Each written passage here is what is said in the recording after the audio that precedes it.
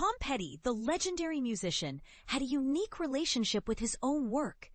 Even though his music was widely adored by fans and critics, Petty himself was his harshest critic. In this article, we'll explore the albums that Petty himself wasn't fond of and the reasons behind his self-criticism. The artist's perspective, when perfection isn't enough. It's a common misconception that artists are always satisfied with their creations.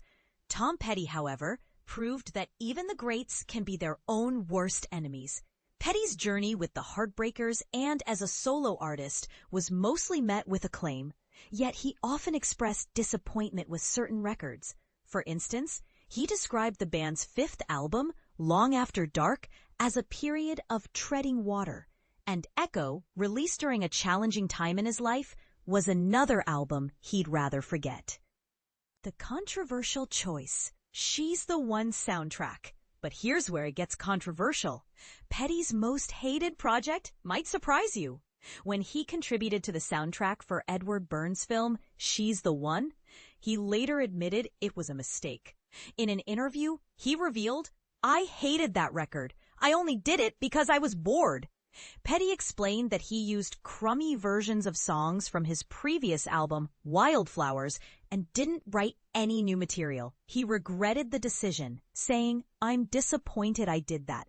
Despite the mixed feelings, the song Walls from the soundtrack received a Satellite Award nomination, offering some solace to Petty's disappointment.